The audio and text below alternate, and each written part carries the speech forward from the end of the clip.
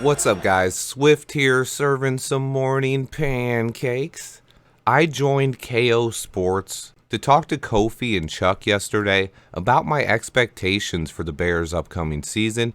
If you missed the show live, I have a couple snippets here for you guys to see what you missed, and I'll include the link to the full video in the description below. Go ahead and check it out. These dudes rock. Thanks for having me on the show, guys. Much love. Going to Indy tomorrow. They're in practice. They're going to practice there Tuesday, Wednesday, and Thursday with the Colts against them. So that's And we going to be play them. physical. Yeah, we didn't do that last year. It didn't work out. We didn't get to scrimmage with another team. That prepares you more for the regular season. When you practice against them 3 straight days and then play them on Saturday, I think Fields might play the whole first quarter this coming week, and you're Right. going to see a little bit more of the starters. And then they're going to rest the third week. They're going to be getting ready for Green Bay. Yeah, I agree. It's just not the same practicing against your own teammates because you know you're not getting hit when you play against those guys. Yeah, you get physical, it's scrummaging. Everybody. You also want to see, I think the biggest is you want to see your cornerbacks line up against different receivers because, like, Absolutely. Tyreek has been lining up against Mooney, Claypool, or DJ Moore all camp. Now he's going to get to see Michael Pittman, Josh Downs, Alec Pierce. They got different skill sets of receivers, and same with our defensive line. It's something that I think if we would have practiced against another team, maybe Braxton Jones would have had a better season last year because he admitted all he practiced against all year last year in training camp was Dominique Robinson, who said, guess what? I didn't bull rush Braxton all camp. It wasn't what he was working. He was working on his finesse moves. He was working on his stuff. When you go against another team, though, those kind of weaknesses get exposed. If someone's not doing something right, we're going to see it this week. And that's where, if we would have had that last year, we probably wouldn't have ended up with the first pick. So, hey, let's be happy about it. Right. But it's going to get us ready for Green Bay this year. That's the bottom line. It's going to help us get ready. I think it's going to be physical, fun practices. I can't wait to see it. The biggest plus I think we're doing that, bro, is other teams players. They're not holding back.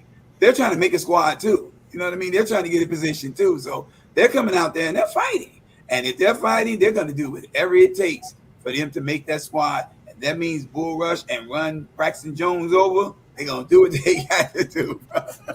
but it'll get him mentally prepared for it and physically equipped to handle it when it comes his way. I thought he had a great game though Saturday, bro. I really Braxton? did. Yeah, I think. Braxton played very well. Yeah, Braxton had a great game, man. Yeah, Swift. What were your thoughts from this game that happened last Saturday, man?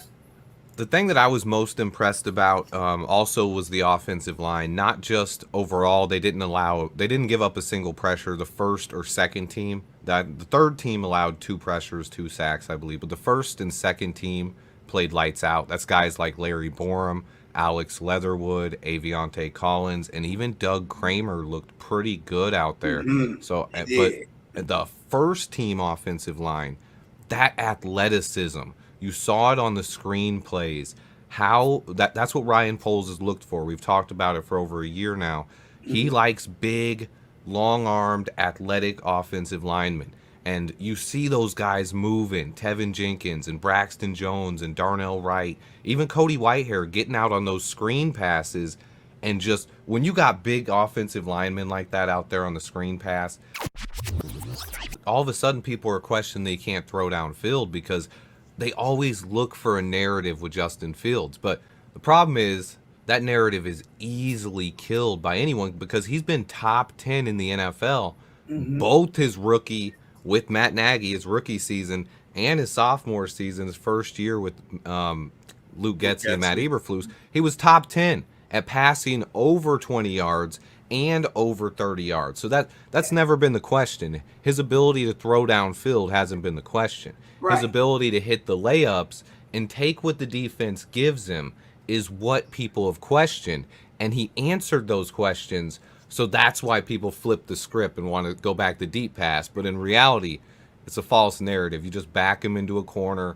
And like Don Burr, who's in the chat, They just say nonsense. Like Yeah, I see when you it. kill them with stats and facts, they just say the same nonsense. They got like two nonsense replies they say, and they'll just flip them back and forth, and that's all they got. So now that Justin Fields is hitting the layups, now they want to question his deep ball. When, sorry guys, he's top 10 in the NFL.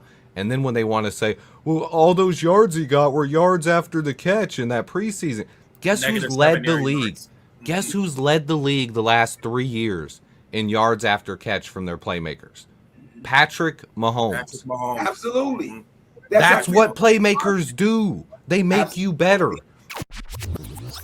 Guys buy into the philosophy, buy into the culture, because a lot of teams don't understand how important culture is and how important it is for players to buy in, because once you got 53 other guys that are collectively buying into the same system or to the same philosophy, you're going to give guys who are going to give 100% each and every day. Absolutely. And that starts from the top, from the owner to the front office to the head coaching, all the way down to the players. Right.